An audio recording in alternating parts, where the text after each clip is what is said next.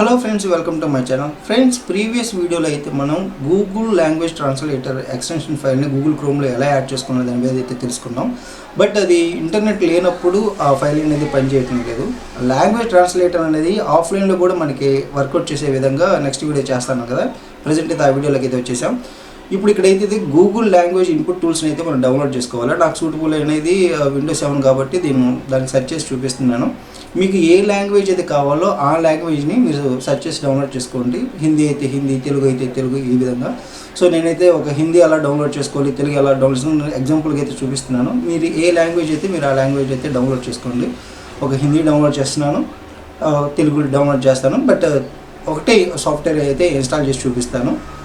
ఎలా ఆఫ్లైన్లో ఎలా వస్తుంది, ఆన్లైన్లో ఎలా వస్తుంది అనేది. ఇది ఎందుకు చేస్తానంటే నెక్స్ట్ వచ్చే వీడియోలకి కొన్ని చోట్ల తెలుగు ట్రాన్స్లేటర్ అనేది అవసరం అయింది. సో అందుకోసం అని చెప్పేసి మీకు ముందుగానే చిన్న చిన్న వీడియోస్ అనేది చేస్తున్నాను. అక్కడ అవసరమైనప్పుడు ఆల్రెడీ ప్రీవియస్ వీడియోస్ చేశారన్నప్పుడు కన్ఫ్యూజ్ అవ్వకుండా ఉండటం కోసం ఈ వీడియో అయితే చేస్తున్నాను. సో ఈ విధంగా అయితే మనం డౌన్లోడ్ చేసుకున్నాం. ఇదైతే గూగుల్ ఫ్రీ లైసెన్స్ అనమాట, ఇబ్బంది ఏం లేదు. ఎక్కడైనా సరే మీరు డౌన్లోడ్ చేసుకుని ఇన్స్టాల్ అయితే చేసుకోవచ్చు. సో ఇన్స్టాల్ చేసుకున్నాం, డౌన్లోడ్ అయితే అయిపోయింది. ఇన్స్టాల్ చేసి చూపిస్తాను మీకు.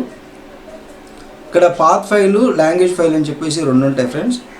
సో నేను డిఫాల్ట్గా ఇక్కడ స్టార్టింగ్లో లాంగ్వేజ్ ఫైల్ ఓపెన్ చేశాను. ఫస్ట్ లాంగ్వేజ్ ఫైల్ కాదు, మనం ఫస్ట్ పాత్ ఫైల్ అనేది ఇన్స్టాల్ చేసుకుని ఆ తర్వాత లాంగ్వేజ్ ఫైల్ అనేది ఇన్స్టాల్ చేసుకోవాలి. సో డైరెక్ట్గా తెలుగు లాంగ్వేజ్ కాబట్టి ఇది ఓపెన్ అవ్వలేదు.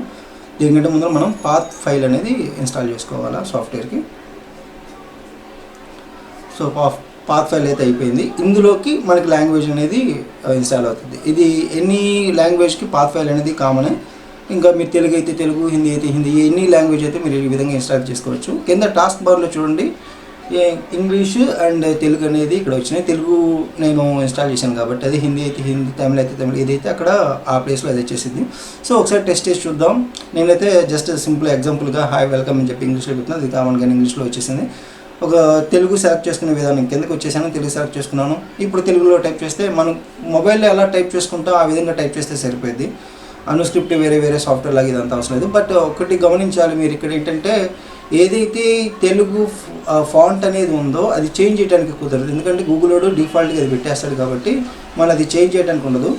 కాకపోతే సైజ్ మీరు పెంచుకోవచ్చు, అంతమించి చేయలేదు. సో ఇట్లా ఈ విధంగా అయితే మనం టైప్ చేసుకోవచ్చు. ఎప్పుడు కావాలంటే అప్పుడు లాంగ్వేజ్ అనేది చేంజ్ చేసుకోవచ్చు. ఒకసారి మీకు ఆఫ్లైన్లోకి వెళ్ళిన తర్వాత కూడా ఏ విధంగా వస్తుందో అనేది కూడా చూపిస్తాను. ఎందుకంటే ప్రీవియస్ వీడియోలో గూగుల్ ఎక్స్టెన్షన్ ఫైల్ గూగుల్ క్రోమ్లో ఉండటం వల్ల ఓన్లీ ఆన్లైన్లో ఉన్నప్పుడే పనిచేస్తుంది అది.